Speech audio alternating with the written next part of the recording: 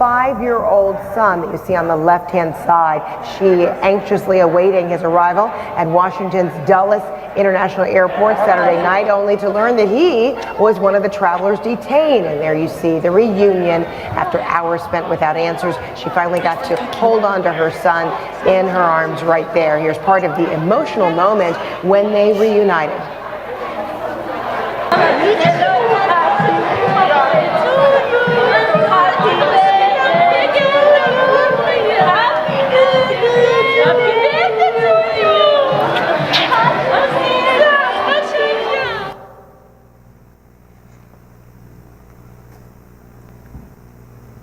I forgot I turned my microphone on and started to say to Beth, I feel like I can't even watch this or I'll cry, but then I remembered my microphone was on. And I heard myself say that. So as the mother of a 5-year-old boy, that video clip that we just saw a video of a scared and anxious mother waiting at Dulles International Airport for her 5-year-old son who was detained as a result of the president's travel ban, it hits me right in the heart. The emotional reunion that we saw when she's finally reunited with her son, that touches me. Maybe it touched something in you too, for anyone there who has ever been responsible for a child, a loved one, someone that you were caring for. To know that feeling, that panic of not knowing where that loved one is, or if they're okay, or when you will be reunited or reconnected, that fear and that anxiety, not being sure what you should do, who you should ask, trying to trust the system and the process, and yet being so afraid. I feel viscerally in my body that stress, that anxiety, that fear, that anguish of that mother waiting for that 5-year-old boy. I've had that feeling just standing in this church when I look around after worship and realize that I have no idea where Emmett is or with which person he's gone off with because he knows everybody here and he feels just fine about it. That feeling, you might have had it too, a fleeting moment when you don't know where your child or your loved one is. I feel that emotion. And then that overwhelming relief from that mother when she finally has her child back in her arms. Maybe you're feeling those feelings too. Maybe you felt them as you watched that clip. Because empathy, our human ability, our human desire to step into one another's shoes, to step into one another's experiences, to truly feel and sit with the feelings, imagine and let ourselves enter into the feelings that another person is feeling, that's a powerful force.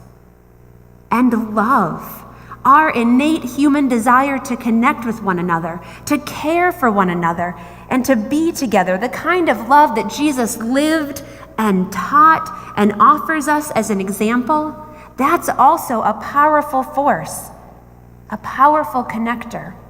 And it's that kind of love that Jesus lived and preached and showed and taught, to which we are called. And it's that kind of love that we together are going to be examining, thinking about, wondering about, talking about how we can live out on this Lenten journey together. As together we celebrate the way that love calls us to connect with one another, the way that love calls us to rise up, to use our voices, to use our strength, to use our very being to connect with and to care for one another. And in our Lenten journey, we will celebrate the way that love calls us to connect, even as our society sometimes tries to tell us that there are people who are on the margins, that there are people or groups of people, our sisters and our brothers, who are moved aside, somehow less important, marginalized, unlike us. And yet the message that Jesus tells us and the message that we will be studying and thinking about this Lent is that love is stronger than those messages of fear. That people can rise up in love to resist that message and to stand together as God's children. And so this week, as we move through our Lenten series, I want to invite us to step into the shoes of that mother in the airport. I want to invite us to step into the shoes of that 5-year-old little boy, separated from family, detained by adults he doesn't know. I want to invite us to step into the shoes of the people, refugees, visa holders, even legal residents, foreign authors like the Australian writer Mem Fox, who writes children's books, foreign diplomats traveling for work, all coming to our country for various nations, but all impacted by a travel ban that tried to tell us that somehow those people are different. They are dangerous. They are on the margins of respectable society. They are a threat to us.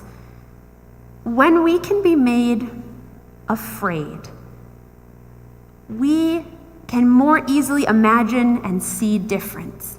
It's easier to sow seeds of division and difference as opposed to love when we feel scared. And that makes a lot of sense. If you think about it, just as empathy and love are powerful motivators and forces in our lives, so too is fear. The fight or flight mechanism that operates in our brains and in our bodies has been serving us well for a long time. It's kept us safe from things like bears. It keeps us from running in front of a car.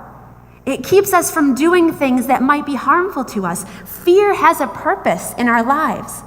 Fear can help keep us safe, but fear also can drive us to be divided, to be worried, to see one another as strangers rather than as sisters or brothers. Fear can serve us well, but not when it grows and swells to a point that we become afraid of one another. Because Jesus teaches us to look beyond that, to move fear aside and to say, love is stronger. Love is stronger. Love is stronger than fear.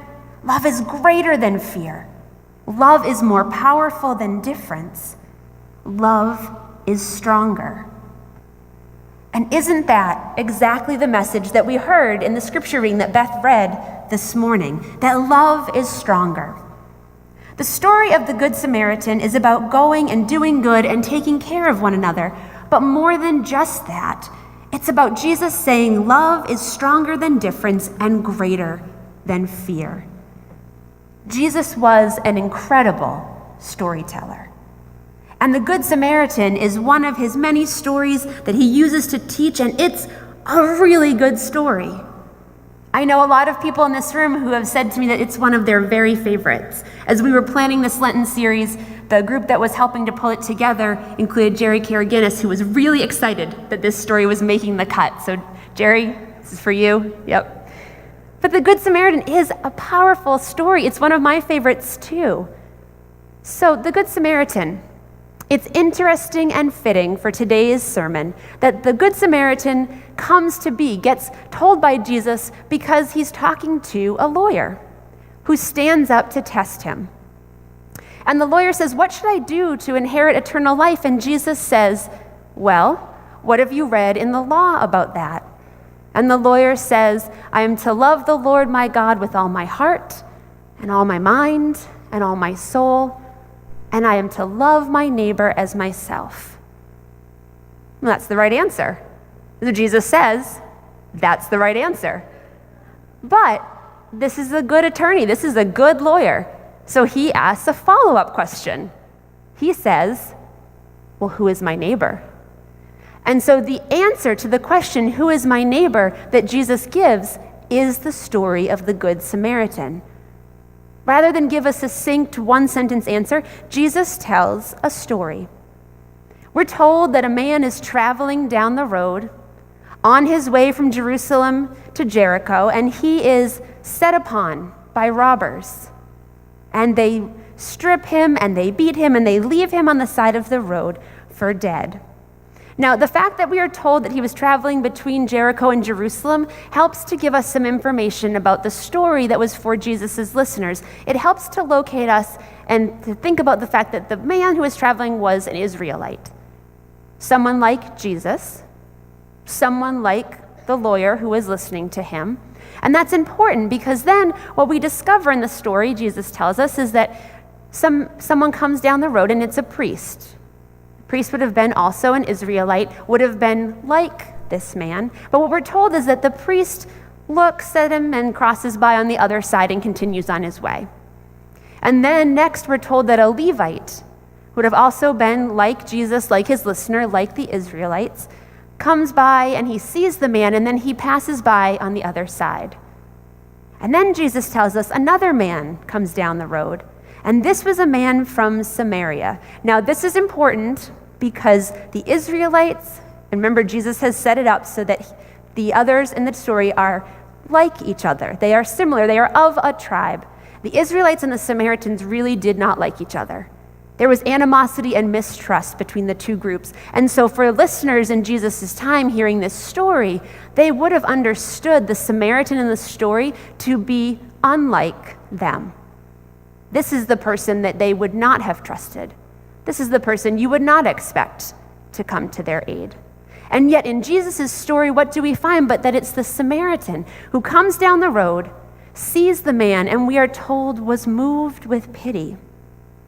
And so he gets off of his horse, and he takes the man and he bandages his wounds and he helps clean him up, and then he puts him on his own horse and he takes him to an inn, and he gives the innkeeper some money, and then he says, "Take care of him, and when I come back, I will repay what I owe you." Now, says Jesus to the lawyer who was talking with him, who in the story was a neighbor to the man who was traveling on the road? And the lawyer says, well, the one who showed him mercy. The Samaritan. The one who showed him mercy. The one who changed whatever his plans were for that day and changed course so that he could help someone else. You know, Jesus doesn't tell us in the story what else the Samaritan had planned for his day. He probably was going somewhere to do something with somebody, but it doesn't tell us that he was worried about missing his dinner plans, or that his family was waiting for him at home, or that he was supposed to be going to sell this horse to some guy who wanted to see it. Whatever he was doing, we don't know. And we don't know because it became unimportant. The Samaritan abandoned whatever plans he had for the day so that he could help this other person, this stranger, a stranger whose two respective societies tried to tell them that they were unlike one another, that they were different, that they were divided. But instead of giving in to that message of fear, the Samaritan put aside his other plans for the day and discovered that love was stronger. He acted in love and in mercy, and we are to do likewise. Go, Jesus says to the lawyer. Go, Jesus says to us. Go and do likewise. Now, it's hard to get an exact sense of how many people may have been impacted by the travel ban in our nation. A Washington Post article from the end of January estimates maybe 90,000 people, but there aren't great records, not a very accurate count, and there's also not much of an update since that time. But it is fair to say that a lot of people have been and are being impacted, and the ripple effect actually is vast, because if you think about it, like that 5-year-old boy in the airport is one person being detained. But the impact on his mother, his family, his village, his network, the people who love him, the people who care about him, that ripple effect is there. So it's hard to get a sense of how vast the impact is. And despite the fact that there are efforts to tell us that it's okay to cross by on the other side of the road, it's okay to look the other way. It's okay for us to go on with our plans. It's okay for us to travel our road.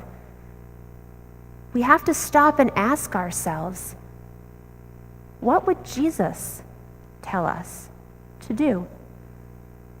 What would Jesus' message about love being stronger than fear and about our obligation, our mutual obligation to our neighbors, what would that message be? What would Jesus say?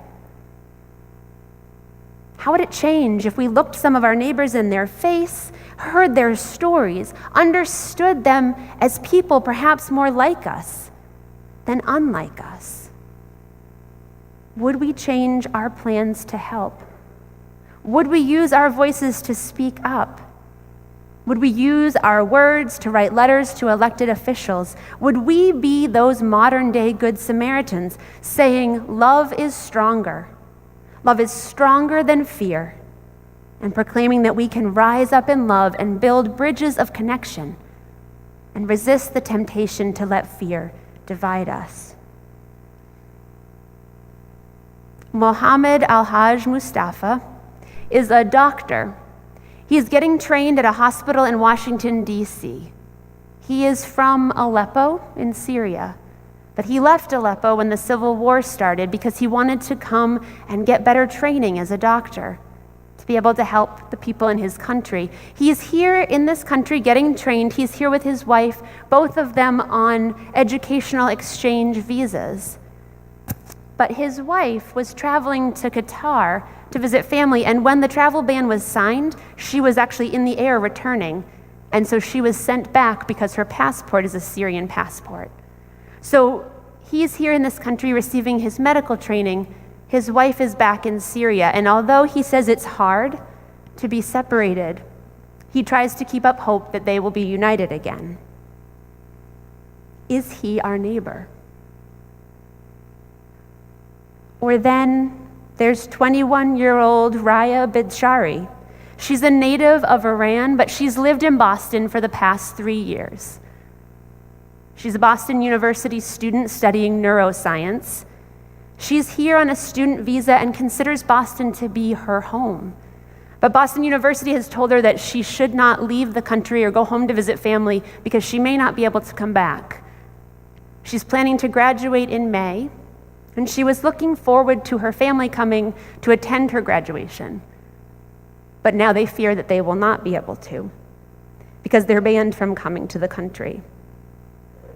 She talks about the heartbreak she feels, the loss of dreams that she and her family held of coming here and achieving their dreams. All I want, she said, is to be able to make the United States a better place. I want to contribute, whether it's through research or studying, or being an entrepreneur. Is she our neighbor? Or then there's Mohammed Zandian, who is a doctoral student in biochemistry at Ohio State University.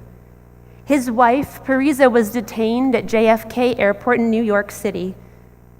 And he says that for her, it was just a shattering experience to be a visa holder, but to be denied entry to the country. When he thought about it and was asked for what he thought about their experience, he said, I came here thinking I would have a life like a dream, but it didn't sort out very well. And if I'm going to be imprisoned, I would just rather be imprisoned in my own country. Is he our neighbor? Or 21-year-old Nashwa Al-Husseini, whose family is in Syria, but she has some family here, and some who are stuck in the country ravaged by civil war. They've been wanting to bring more of their family here to be with them in safety, but have now decided that it's becoming too difficult. One of her family members who lives here with her, with a visa, was waiting to bring his fiancée here for their wedding, but she says, we've had to indefinitely cancel it because we can't imagine how we can get her here. Is she our neighbor?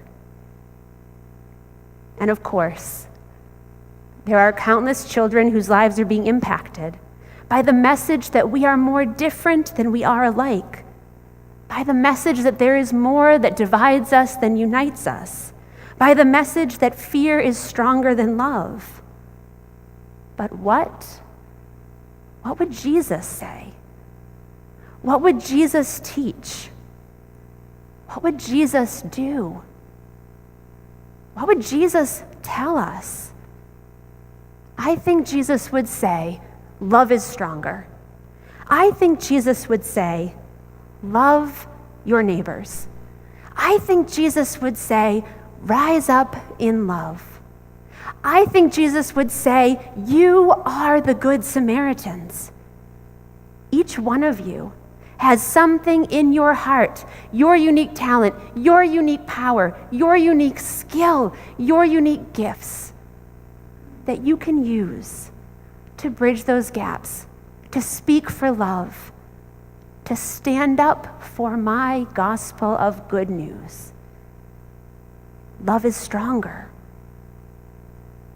So I want to tell you a modern-day Good Samaritan story. All over our country, at airports large and small, there were people arriving from all around the world, some of them with visas, some of them to travel, some of them international diplomats doing work, arriving from all over, but all of them arriving to confusion and chaos, some being detained, families not sure where they were. And there was confusion, there were protests, and there was fear. But there was also love. Because from all around this country, in addition to the fear and the confusion, there were suddenly lawyers who were responding to this call, to this need. There were lawyers who were coming and setting up shop in airports. Some of them came from organized places. They came because they had experiences. They came from places like the Southern Poverty Law Center, or they came from the ACLU. Some of them just came because they felt called. Some of them had immigration experience, and some had none at all, but felt that they had skills they could bring to bear.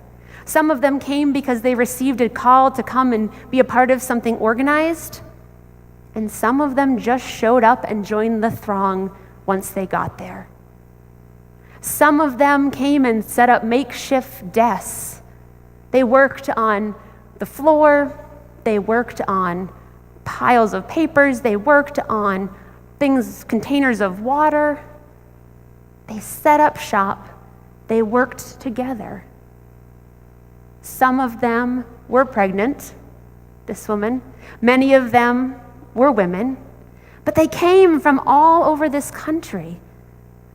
And they came putting aside their lives and their families and their children and their dinners and their fundraising galas. They came from wherever they were. We don't know what else they had planned for their days, but they came. A friend of mine who went to Logan Airport sent me an email and said, I didn't have any immigration law experience, and I have